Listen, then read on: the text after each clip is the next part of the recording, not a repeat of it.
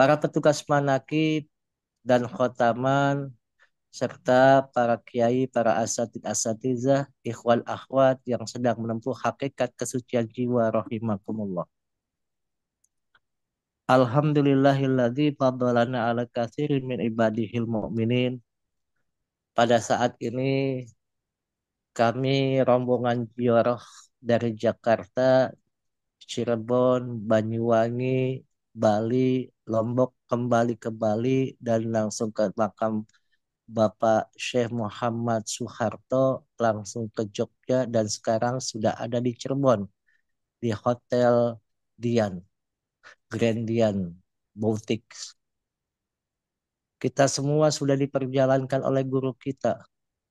Bagaimana perjalanan yang luar biasa panjang yang kalau dihitung dengan kacamata secara zohir itu akan melelahkan, akan capek kita berjalan.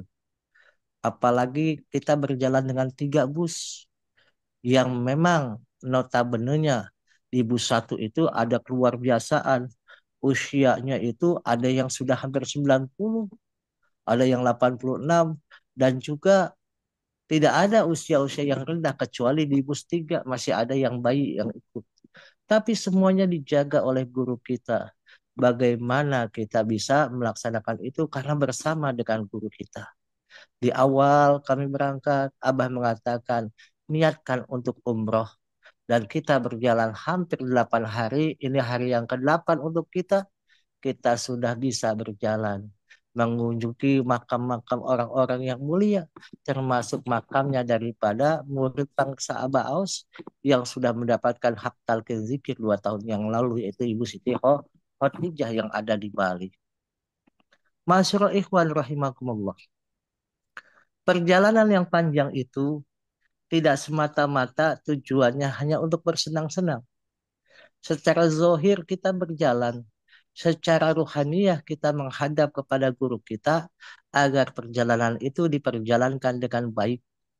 Maka di sini dalam kitab Fadhailus Suhur, Abah mengatakan di dalam huruf yang ketiga, di dalam huruf yang kedua, maaf, yaitu huruf H, yaitu hifzul hurmat, yaitu menjaga kehormatan. Apa yang menjaga kehormatan itu adalah bahwasannya kita menerima apapun ketentuan dari Allah dengan apapun yang sudah dikatakan dari Allah dengan menjaga kehormatan dengan cara menjaga kita menjaga kehormatan guru kita dimanapun kapanpun kita berada. Maka dalam wa usul Thariqah Qadiriyah ada khamsatun. Jadi asal usul dari Thariqah Qadiriyah untuk menjaga itu ada 5 bagian. Yang pertama uluwul himah, tinggi cita-cita. Yang dikatakan man alat himmatuhu alat martabahu. Barang siapa tinggi cita-cita maka tinggi martabatmu.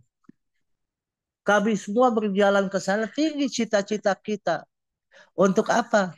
Untuk biasa berziarah ke tempat orang-orang yang dicintai oleh Allah.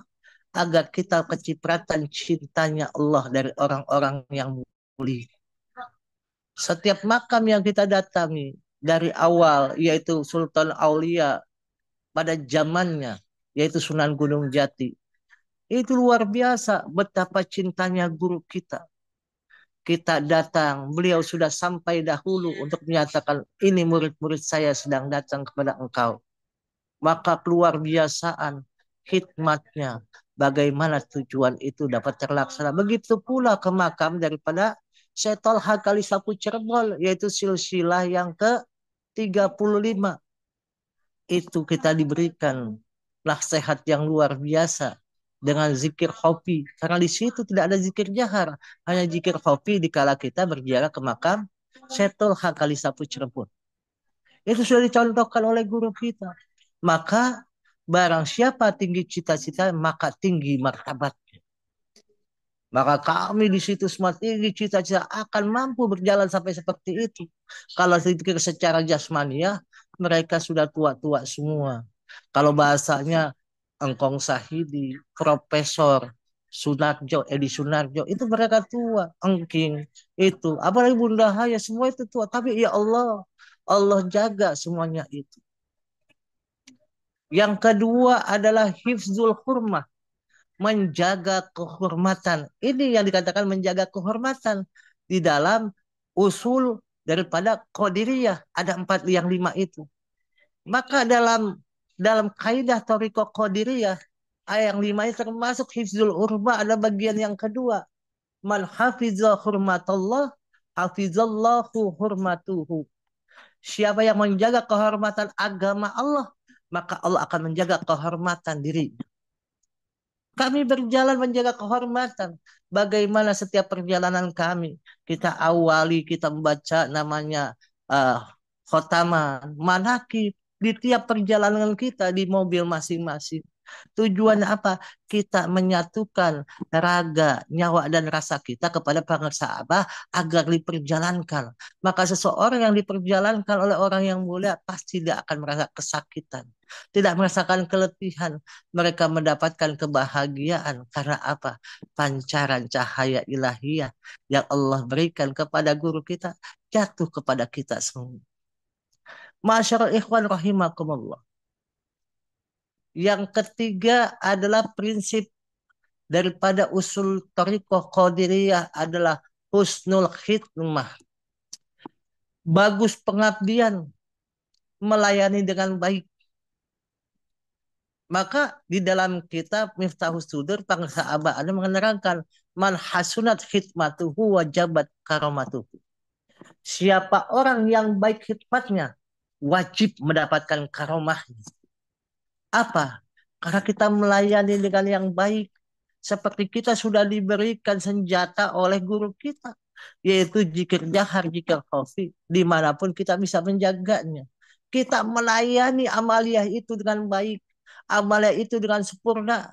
Tidak ada celah sedikit pun yang kita rasakan. Selain supaya apa? Kita menyelani sebagai murid yang baik, sebagai pesuluk yang betul-betul tangguh, untuk bisa melayani amalia yang telah diberikan Allah kepada Syekh Mursyid dan kita dapat menjalankan.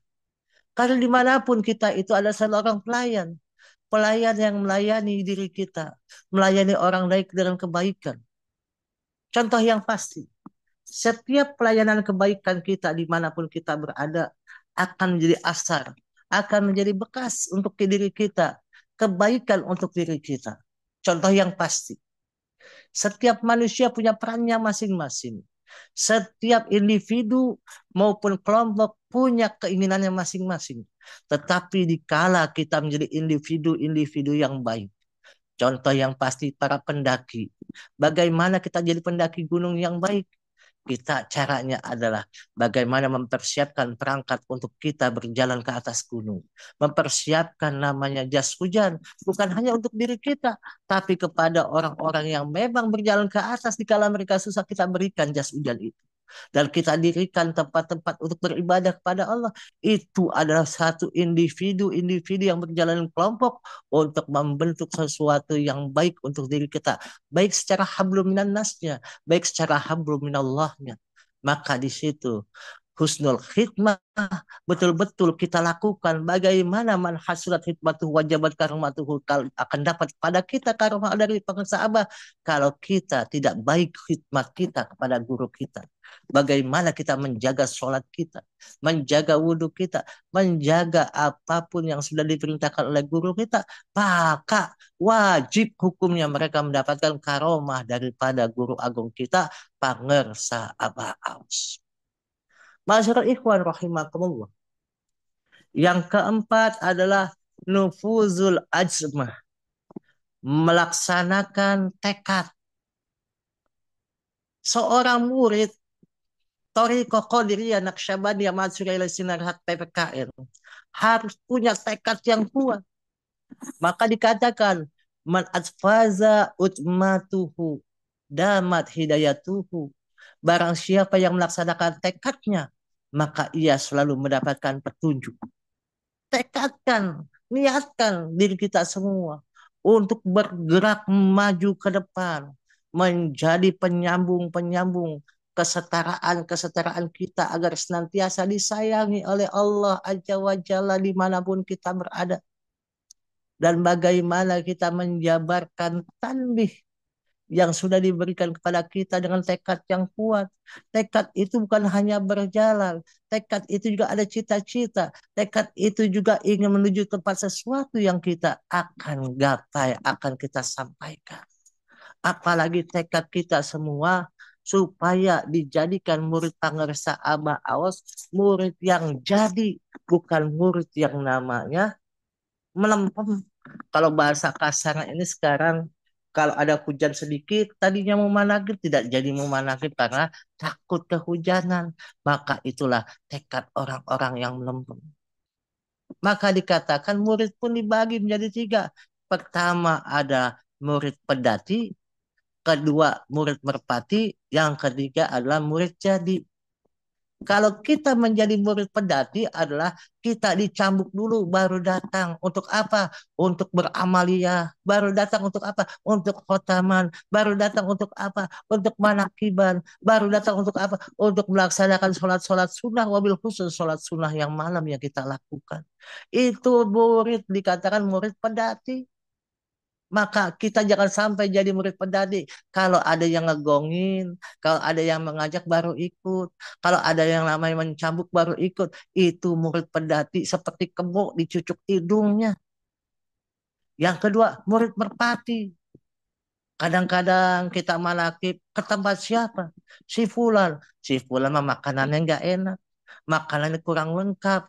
Kenapa? Melihat sesuatu untuk beribadah ada dengan sajian makanan yang sifatnya keduniaan, yang hanya dari tenggorokan nikmatnya sampai ke dalam perut, dan sisanya itu kita akan buang. Itu banyak murid merpati. Kalau diberikan namanya ongkos baru jalan.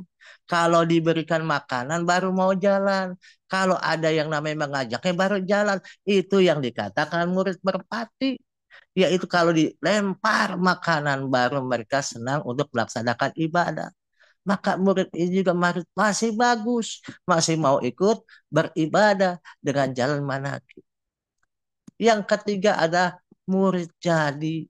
Murid jadi ada uang, tidak ada uang, ada yang mengajak atau tidak ada yang mengajak, sendirian atau bersama-sama, tetap ajak untuk melaksanakan ibadah, tetap ajak untuk melaksanakan perintah-perintah Allah, terutama perintah daripada Syekh Mursyid. Masyarul ikhwan rahimakumullah. Yang ketiga, usul tentang Thariqah Qadiriyah Naqsyabandiyah adalah ta'zimun ni'mah. Apa itu takzimun nikmah? Mengagungkan nikmat. Maka dikatakan man azu matin nikmatu fi ainihi sakoroha. Wa man sakoroha istaujabal ma'zud nimal mun'imi hasbaman wa a'dah. Barang siapa yang menganggap nikmat Allah begitu agung menurut pandangannya, maka ia akan mensyukurinya. Dan barang siapa yang mensyukuri nikmat, maka ia akan diberi nikmat lebih banyak dari yang maha memberi nikmat. Sebagaimana yang telah dia janjikan. Maka dikatakan la in syakartum la azidannakum wa la in kafartum inna azabi lasyadid. Siapa yang bersyukur dengan nikmat Allah yang Allah berikan, maka Allah tambah nikmat tersebut. Siapa yang kufur dengan nikmat Allah, maka Allah berikan kepada mereka azab yang pedih. Maka di sini, bagaimana seorang ikhwan Thariqah Qadiriyah Naqsyabandiyah Mahasuryalaya Sirna Rasa PPKN bisa mengagungkan nikmat, nikmat yang berupa kesenangan, nikmat yang berupa namanya kesedihan, nikmat yang berupa kesusahan. Ya semua itu diterima dengan kodok, kodok dan kodornya Allah. Semuanya sudah ditentukan oleh Allah. Tapi nantinya kita akan mendapatkan kebahagiaan yang luar biasa dari Allah. Dan kita mendapatkan nikmat yang lebih. Maka kita bersyukur atas nikmat yang Allah berikan. Maka yang terakhir, bagaimana perjalanan kita semua, kita akan kembali kepada Allah. dengan apa yang kita lakukan, apa yang kita perjuangkan. Tiada yang lain, tiada dan bukan. Ilahi anta maksudi waridhaka matlubi atini mahabbataka wa ma'rifataka wa atini ma'aka abada. Maksud kita hanya kepada Allah. Minta ridho, minta cinta, minta apapun untuk bisa bersama dengan Allah. Itulah yang Allah berikan kepada kita semua. Agar kita menjadi hamba-hamba Allah yang tinggi cita-citanya. Yang menjaga kehormatannya, bagus pengabdian dengan melayani yang baik kepada manusia, terutama kepada guru mursyid, dan melaksanakan tekad dengan tujuan amar ma'ruf nahi munkar dan ta'zimun nikmah, mengagungkan nikmat-nikmat Allah. Semoga Allah berkahi semuanya, segalanya selamat. Wabil khusus untuk Ibu Dr. Liliana Dewi Yanti senantiasa beliau bersama keluarga tambah berkah. Allah jaga kesehatan dan Allah berikan kepadanya keluarga yang betul-betul bisa berkhidmat, bisa mengagungkan Allah dan Rasulnya, dan senantiasa bisa berkhidmat kepada guru agung kita, Pemirsa Abah Aus. Berkah semuanya, segalanya selamanya. Mohon maaf. Wallahul muwafiq ila aqwamit thoriq. Assalamualaikum warahmatullahi wabarakatuh.